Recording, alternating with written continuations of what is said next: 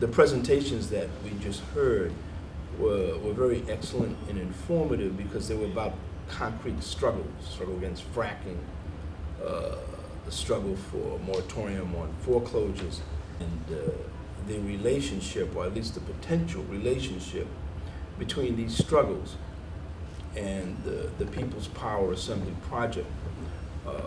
I think it's good to say a few words about the contemporary context, global context, in which this call for People's Power Assemblies is taking place.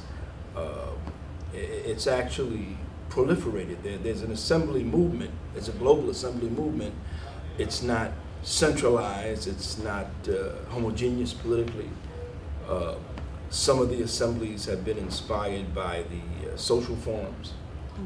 I think one of the geographical areas where that's been most interesting is Latin America, you know, where the people's assemblies that have been called on local and regional levels have been more militant and more inclined to relate to concrete struggles. In some other parts of the world, they've been more talk shops, you know. I think the Occupy movement, very much so, is part of this global development. The Occupy movement got its inspiration, or at least drew a lot of inspiration from the movement that began in Spain in the mid-spring of 2011. I think it was the May 15th movement, you know, where, you know, in response to this terrible austerity, depression level unemployment that affected large sections of the working class, but particularly young people, you know, all of the squares in front of the seats of government throughout Spain, from Madrid to Barcelona, everywhere, Seville, were occupied by thousands of people, you know, not exclusively, but primarily young people. And they called these things assemblies, and that movement spread throughout Europe. Some of that movement drew its inspiration from what happened a few months earlier in places like Tunisia and Tahrir Square. And finally it got to the US in September of that year, and they convened general assemblies. That's the first thing they did when they occupied Zuccotti Park, a stone's throw away from Wall Street. A general assembly, you know, and one could go on and on about different expressions of the assembly movement. There's an assembly movement in the South. An assembly movement played a role in the recent election of black nationalist revolutionary leader Chokwe Lumumba in Jackson, Mississippi, who just prevailed as mayor. You know, right. One of the pillars of his campaign was the People's Assembly movement there. The People's Assemblies movements in the South have tended to be very locally oriented around local demands, you know, and that's the way it should be, because people respond to, you know, their immediate needs and their immediate crisis first. The whole global context of the thing is a little bit removed, and that's sort of down the road a bit. But the first thing people do is respond to what's happening to me. They're closing my hospital. Yeah. They're fracking and destroying my ecology in my neighborhood. You know, they're taking my house away.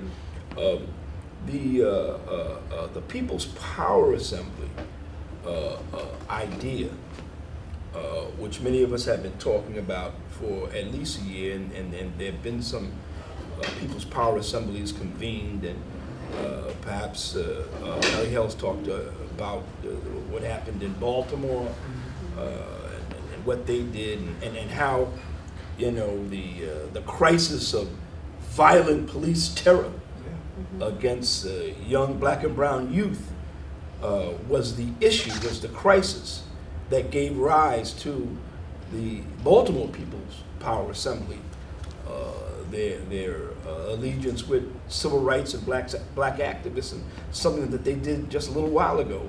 And that was just a tremendous march on the anniversary of the Poor People's March. that was to be led by Martin Luther King, but he was not able to do that because he had been assassinated 45 years ago. In a sense, the People's Power Assembly idea in this country, where arguably it's needed more than anywhere else, could be seen in many ways. It could be seen as an effort to both recognize and improve upon what Occupy Wall Street did. There's no doubt. I mean, we all got our criticisms of the narrowness and the what appears to be the somewhat social, limited character of the Occupy movement. Whether that's wholly true is another discussion. But no one can deny, I think, that back in September 17, 2011, they lit a wildfire, that the youth responded to, and it was part of a global wildfire against capitalist austerity, ratcheted up to the 25th power. And it did many things. I don't want to get into where the Occupy movement is now. That's a subject, a good subject. But one of the pieces that the Occupy movement did not have yet, and maybe it could not have had it, and it's a way that a People's Power Assembly movement can be a contribution along the lines of the next step, is that the Occupy movement, by and large, only touched a sector of this growing anger and radicalization on the part of the masses, and that was young people, perhaps primarily white, but certainly not exclusively so. What was necessary for that movement to continue, and I think that almost everybody agrees with this, including the best minds inside the Occupy movement, is that at some point, if the Occupy movement did not embrace and draw in on a substantial basis unemployed and poor people, people of color, workers, especially low-wage workers, other sections of our class that were not there in Zuccotti Park, that if they did not come on the scene, and have the same profile that the originators of the Occupy movement would have, then there was little chance that that movement would thrive or even survive. You could look at the People's Power Assembly movement as an effort to, take the best from the Occupy movement, but improve it from the point of view of its social character, and that is a work in progress. There are some conditions, global conditions, that give rise to this assembly movement that I'm struggling to describe. I think some of the key things are this: an unprecedentedly brutal and vicious capitalist crisis that most of us think is not going away. And so there'll be no return to capitalist normalcy that I can't even pronounce it. It's such a delusion, and that in fact austerity, depression level unemployment, deprivation, and just impossible, intolerable social conditions for the masses and for the planet is all that we see ahead of us until there's a transformation of the system on a global basis. That's one thing. Number two, as this has happened, it has become painfully clear that so-called elected bodies, whether it's the Congress, whether it's a parliament in this or that country, whether it's a city council, mayor, or a governor, or a state legislature, that if anybody ever thought that these so-called democratically elected bodies or leaders could protect the masses from the horrors that this crisis is visiting upon them, then that illusion is being burst too, that myth is being burst.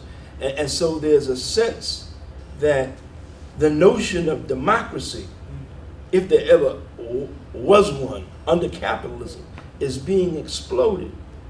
And the assembly movement, perhaps in a uneven and maybe inarticulate way, is saying we've got to build democratic structures from the bottom. I mean, fundamentally, people need to get organized to defend their interests. That's basic. But even beyond that, since these bodies that we have been told are supposed to represent our interests, are not doing it, are incapable of doing it, in most instances, like Detroit, like Greece, and you could talk about so many other examples, because finance capital, in other words, the banks, the big banks, their representatives, the Federal Reserves, the central banks, the IMF, are basically coming in one way or another and saying, we run the show, everything's going to be done to make sure that all the wealth flows our way, and therefore you have to do this, you have to close schools, you have to close hospitals, you have to fire people, you have to just savage people's living standards. This is true from Athens to Detroit. It's sort of, and everywhere else, it's sort of the rule of the banks. It's a form of financial fascism, I won't say that because somebody will ask me to explain that theoretically. but that's what it feels like. And more and more the masses notice. They if they had any doubt about it. So the People's Power Assembly movement, and the way that we've tried to describe it, and over-describing it can be a mistake, because it can't just be the product of one or two or three or five minds. Otherwise, it's gray. Reality is green. The assembly movement has to develop based on local conditions and the input from local leaders and their struggles. So anybody who tries to, come up with some blueprint, even with the best of intentions, inevitably that's not going to fail. That's not going to fly. But yet there still is a common thread. The other, and this is important. One of the other realities, painful realities, that are compelling the assembly movement, and it's been mentioned here by a number of speakers, is that those institutions that we have looked to defend the rights of workers and the poor and the oppressed, primarily organized labor, which, as we all know, represents a smaller and smaller section of the working class. They have thus far, let's face it, have not been up to the job. They're too narrow. They're too conservative. They're paralyzed in many ways. They're used to making deals with politicians, and or finding some way to save a small section of the working class, but not in a position whatsoever to defend or even speak to the interests of the much larger section of the global working class, which is just suffering in every imaginable way. To a large extent, the assembly movement is filling the vacuum that is there because of the inability of organized labor. I say that not as a condemnation, I say that as what I believe to be a more or less objective observation. But like everything else, I don't think it's stagnant. I think it's changing, and that will be an uneven process. And if the assembly movement in this country is successful, that will help transform organized labor, and so that people won't see it as, some relic from the past defending a relatively small percentage of our class, but just the opposite, opening its arms and realizing that its survival is entirely based on representing the totality of the working class, including people who never had a job, especially young people, and people who are whose main problem is that, if they walk down the street because of the color of their skin and their age, perhaps, maybe their gender, may not come home and may fall victim to police terror, or get caught up in the prison industrial complex. So these are the kinds of ideas and the kinds of processes that are feeding the urgent necessity for a People's Power Assembly movement, which could morph into a lot of subdivisions too, based on the needs of the people. Youth assemblies, women's assemblies, workers' assemblies. One of the most interesting things that I participated in over the past year was last summer during the time of the Democratic National Convention in Charlotte, North Carolina. Some of the best trade unionists in the South convened a Southern Workers' Assembly. And it was well attended. It had representatives from, somewhere between a half a dozen to a dozen unions, filled the halls of a church. And it just showed that this vacuum in the struggle, we can fill it, and we should use the assembly movement. I want to go back to the necessity for the assembly movements to be based on local needs. This is the best way that their relevancy and their effectivity can be ensured. But at the same time, at least for some of us, who based on our experience and consciousness or whatever, understand the global place of the assembly movement, we start locally.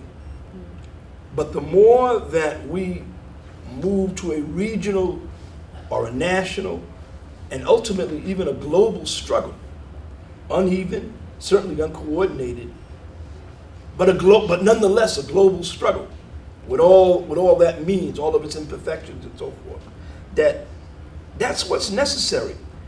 The enemy we face, the finance capital, they are a global entity.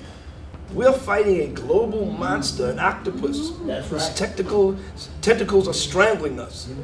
And, maybe not now, but somewhere down the road, and the sooner the better, our struggle on a global basis will be aided by the global consciousness of our struggle. This is the way you understand the need to unite with workers regardless of languages and cultures and histories and geographical boundaries, which, let's face it, mean less and less and less every day. But first we have to start locally.